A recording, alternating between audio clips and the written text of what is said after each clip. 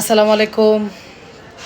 আমি অনেক দিন আগে একটা ভিডিও দিয়েছিলাম যে একটা মেয়ে নিয়ে, যে 16 বছরের একটা মেয়ে পালিয়ে বিয়ে করে।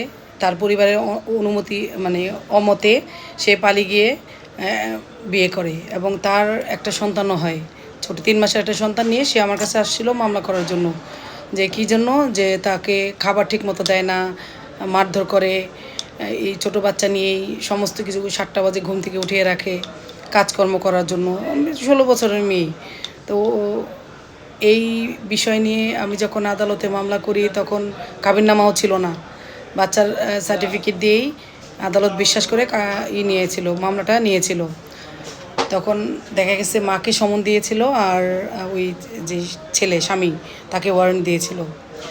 এখন যেই মুহূর্তে তাদের বিরুদ্ধে ওয়ারেন্ট এবং আদালত তার মাকে ডাকাইলো যে এই মেয়েটার দোষ কী, তখন দেখা গেছে যে যেই মুহূর্তে তারা জানলো যে তাদের বিরুদ্ধে মামলা হয়েছে এবং ওয়ারেন্ট হয়েছে, আদালত ডাকাইছে, এবং তারা আদালতে আইসা জামিন নেয়। জামিন নেয় কী শর্তে? যে ঠিক আছে আমরা তাদের সাথে আপোষ করব, মীমাংসায় যাব, আমাদের জামিন দেন। ছেলেটাকে দেয় নাই, ছেলেটাকে টেক ব্যাক করে দিছে। আর ওর যে মাকে জামিন দিচ্ছে, বলছে ঠিক আছে আপনি ছেলের বা আপনার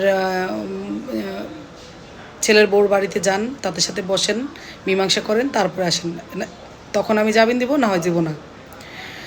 তো আপনারা সবাই বলেন যে মিথ্যা মিথ্যা মেয়েরা মিথ্যা মামলা করে, নির্যাতন করে না, অথচ মিথ্যা মিথ্যা মামলা দিয়ে ছেলেদের ভোগান্তি ভোগায় আদালতে এনে। সবটা আসলে সত্যি না। তো ওই যে ছেলের মা, সে তার ছেলেকে নিয়ে, হাজব্যান্ডকে নিয়ে মেয়ের ওই ছেলের শ্বশুরবাড়িতে যায় এবং তাদের সাথে 2-3 দিন তাদের সাথে মীমাংসার জন্য বসে।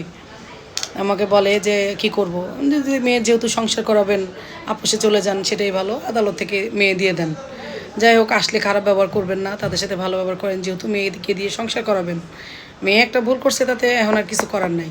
যাই হোক, তারা 2-3 দিন তাদের বাসায় গেছে। তারপরে তারিখের দিন দেখা গেছে যে ছেলের বউকে বলছে তুমি তোমার জামা কাপড় নিয়ে সব চলে আসবে, আমরা এখান থেকে তোমাকে নিয়ে যাব। আসছে ওই দিন। পরে আদালতে দাঁড়াইছে, দাঁড়ানোর পরে ছেলেটাকে বলছে যে তুমি কি, মেয়েটাকে জিজ্ঞেস করছে আপনি কি আপনার স্বামীর সংসার যাবেন? মেয়ে বলছে জি স্যার, আমি সংসার করব। এই যে তারা দেখেন, ওই কোর্ট থেকেই সেদিন তারা ছেলের বউকে এবং নাতিকে নিয়ে বাসা চলে যায় এবং অদ্য পর্যন্ত তারা খুব ভালো আছে, ভালো আছে। সামনে একটা তারিখ আছে, ওই তারিখে আপোষনামা দিয়ে মামলাটা তুলে ফেলবো।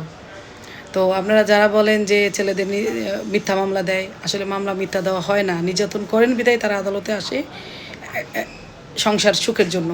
মেয়েটা আসছিল, আসার পরে দেখা গেছে যে এই যে মামলা হয়েছে বিদায় তো তারা এখন আবার তাদের সাথে আপোষ মীমাংসা করে মেয়েটাকে নিয়ে গেছে। এখন মেয়ে কিন্তু তার নিজের মা বাবাকেও ফোন দেয় না, স্বামীর বাসায় এত ভালো আছে।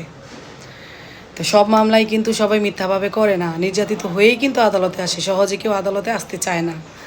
তো দেখেন, এই যে মেয়েটা মামলা করছিল বিদায় এখন সুখে শান্তিতে আছে, ভালো আছে। ধন্যবাদ সবাই।